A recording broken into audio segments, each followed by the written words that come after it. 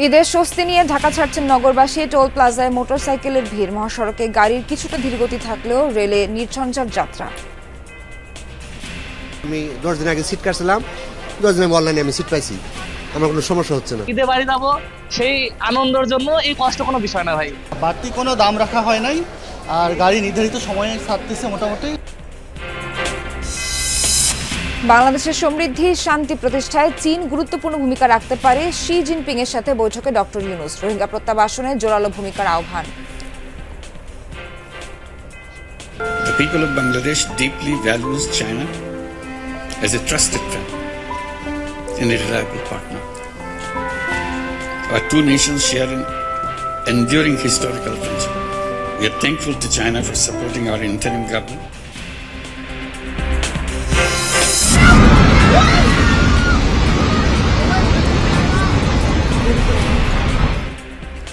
শক্তিশালী ভূমিকম্পে কেঁপে উঠল থাইল্যান্ড ও মিয়ানমার, ব্যাপক ক্ষয়ক্ষতি, প্রাণহানির আশঙ্কা। বাংলাদেশ সহ আশপাশের অঞ্চলে আফটার শক।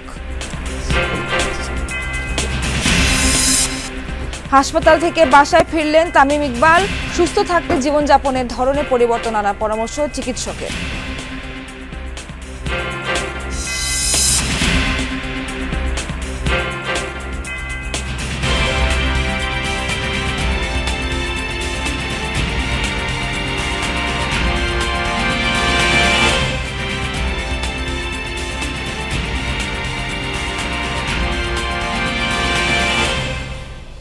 স্বাগত সবাইকে, আমন্ত্রণ যমুনা নিউজে। এতক্ষণ শিরোনাম দেখছিলেন, পুরো খবর জানাবো আমি নাবিলা সোহার। দর্শক, শুরুতেই জানিয়ে দেব ঈদযাত্রার খবরাখবর। যোগ দিচ্ছেন আমাদের সহকর্মীরা। সদরঘাট লঞ্চ টার্মিনালে এই মুহূর্তে আছেন আমাদের সহকর্মী আরিফুর রহমান সবুজ। যাচ্ছি সবুজের কাছে। সবুজ, লঞ্চে ঈদযাত্রার চিত্র আপনি আমাদেরকে অনেকক্ষণ ধরে এই সকাল থেকে মোটামুটি জানাচ্ছেন। এখন কি চাপ কিছুটা বেড়েছে কিনা, আর যারা যাত্রা করছেন তাদের যাত্রা নির্বিঘ্নভাবে হচ্ছে কিনা একটু জানাবেন। যাত্রীর চাপ গতকাল যেরকম ছিল তার চেয়ে কিছুটা বেড়েছে। আজকে শুক্রবার ছুটির দিন এবং ছুটি গতকালকে থেকে শুরু হয়েছে, যেহেতু শুক্রবার নামাজের জন্য অনেকে অপেক্ষা করছেন এবং নামাজের পর থেকে মূলত সদরঘাট গামী যাত্রীদের যে চাপ সেটি আপনি নিশ্চয়ই ছবিতেও দেখতে পাচ্ছেন।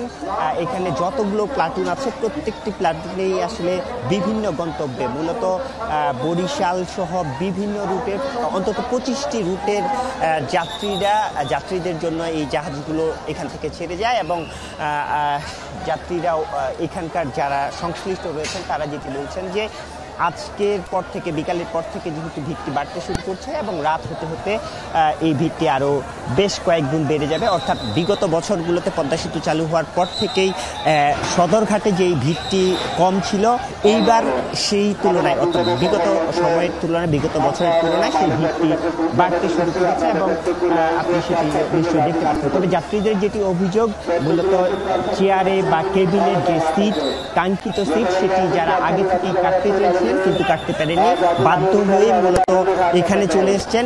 যে তারা বলছেন যে যেখানে দাঁড়িয়ে দাঁড়িয়েও যদি যেতে হয় বা ডেকের মধ্যে যদি যেতে হয় সেভাবেই তারা যাবেন। এবং বাড়তি ভাড়ার যে অভিযোগটি, বাড়তি ভাড়ার বাসের মতো এখানেও বাড়তি ভাড়ার অভিযোগ রয়েছে। কেবিনে 1000-এর জায়গায় 2000, কোথাও কোথাও 4000 টাকাও নেওয়া হচ্ছে। এবং ব্যবস্থাপনার যে জায়গাটি, কারণ প্রত্যেক বছরেই এখানে কোনো না কোনো দুর্ঘটনা ঘটে থাকে, এই দুর্ঘটনা যেন না ঘটে সে ব্যাপারে এখানকার যে ট্রাফিকের নিয়ন্ত্রণে যারা রয়েছেন তারা খুব সজাগ দৃষ্টি রাখছেন এবং নিরাপত্তা বাহিনীর সদস্যরাও সুশৃঙ্খলভাবে হচ্ছে। সবুজ জানাচ্ছিলেন, ধন্যবাদ আপনাকে। এই মুহূর্তে রাজধানীর গাবতলী থেকে যুক্ত হচ্ছেন সহকর্মী রেদওয়ান আহমেদ। রেদওয়ান আছেন আমাদের সঙ্গে। রেদওয়ান, বিকেল বেলায় বাসে ঈদযাত্রার চিত্র কেমন দেখছেন? সবকিছু ঠিকঠাক মতো হচ্ছে কিনা, যাত্রা নির্বিঘ্নভাবে হচ্ছে কিনা জানাবেন।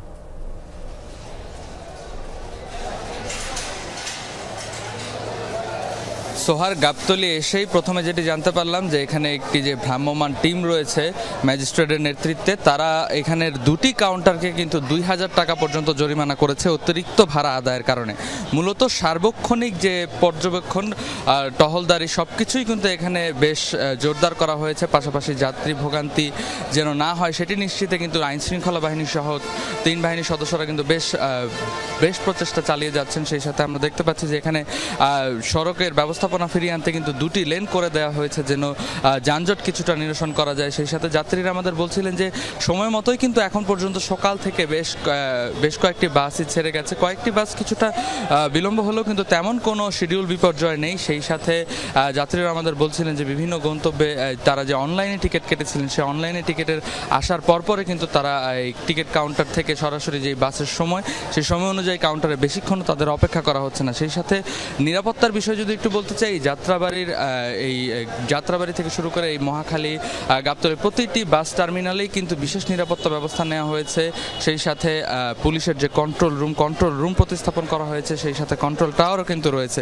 সব মিলিয়ে বলা যায় যে যাত্রীদের ভোগান্তি নিরসনে আসলে সরব অবস্থানে রয়েছে প্রশাসন থেকে শুরু করে সকলে, এবং বিআরটিএ যে স্বেচ্ছাসেবক কর্মীরা আছে তারাও কিন্তু এই গাবতলী টার্মিনালে রয়েছেন যাত্রীদের সার্বিক নিরাপত্তা ব্যবস্থা নিশ্চিতে। রেদওয়ান, ধন্যবাদ আপনাকে। বিমানবন্দর রেল স্টেশনে কর্মক্ষম মানুষের ভিড়, এই বিষয়ে আমরা জানতে যোগ দিব সহকর্মী ঐশীর সঙ্গে। জুমাই ঐশী আছেন আমাদের সঙ্গে। ঐশী, রেলপথে ঈদযাত্রার ভিড় কেমন দেখছেন? যাত্রীরা কতটুকু সন্তুষ্ট, কি বলছেন তারা?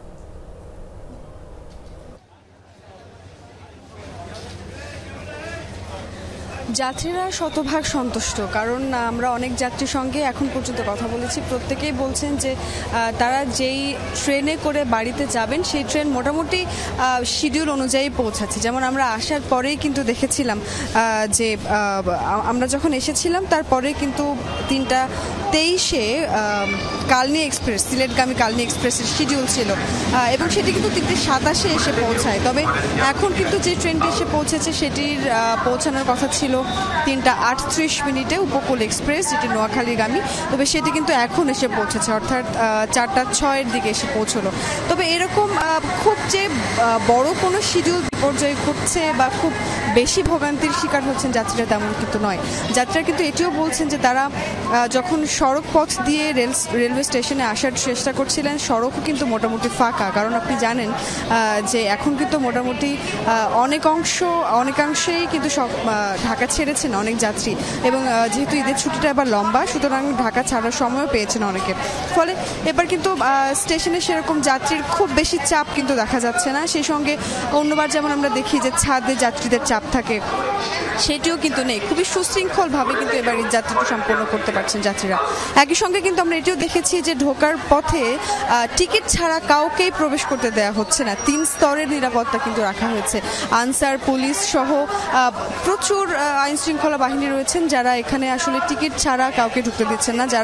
যাদের টিকিট নেই তাদেরকে তাৎক্ষণিকভাবে স্ট্যান্ডিং টিকিট দিয়ে দেওয়া হচ্ছে, যাতে করে তারা নির্বিঘ্নে তাদের যাত্রা সম্পন্ন করতে পারেন। এবং এইভাবেই কিন্তু চলছে। যাত্রীরাও বলছেন যে অন্যান্য বারের চেয়ে এবারে কিন্তু ঈদযাত্রা খুব স্বস্তিতে তারা করতে পারছেন। তারা বলছেন যে এই ধরনের ঈদযাত্রা তারা কিন্তু চান প্রতিবার। জানাচ্ছিলেন এবারে সবারই ঈদযাত্রা মোটামুটি বেশ স্বস্তি। ধন্যবাদ আপনাকে।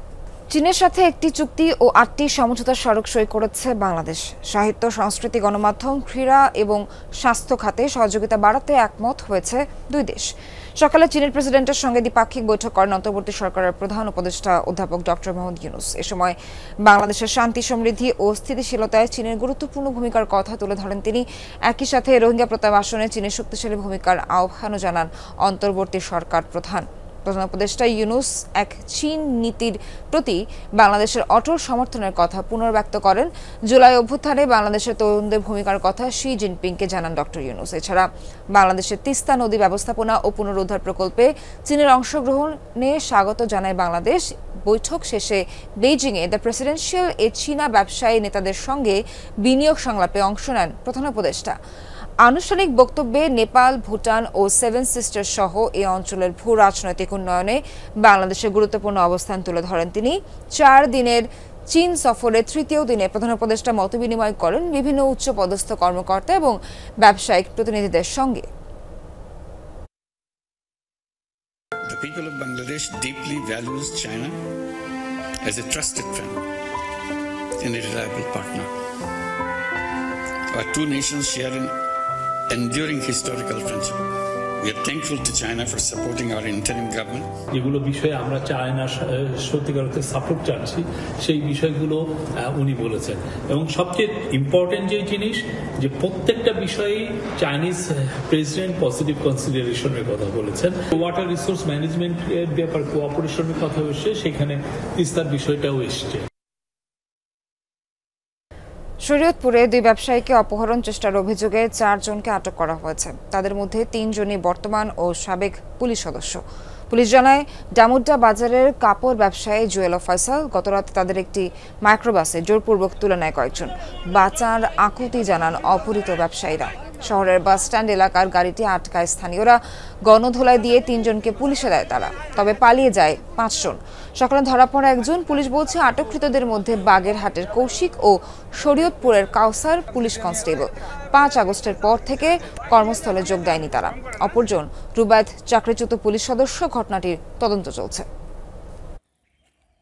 আমার ব্যক্তিগত অভিমত হলো যে পুলিশের কিছু বিপদগামী সদস্য এরা এই অপরাধের সাথে জড়িয়ে গেছে এবং আমরা যেটা দেখলাম এদের ভিতরে একজন পুলিশ সদস্য ইতিমধ্যে চাকরিচ্যুত হয়েছে আপনার বিভিন্ন কারণে। দর্শক, এবারে ইফতার বাজারের খবরাখবর জানাবো। রাজধানীর হাতিলপুর এলাকা থেকে যুক্ত হচ্ছেন সহকর্মী শাকিল হাসান। শাকিল, ইফতারের বেচাকেনা কেমন দেখছেন, কি ধরনের আইটেম থাকছে এবং সেখানে ভিড় কেমন দেখছেন, সবকিছু জানাবেন।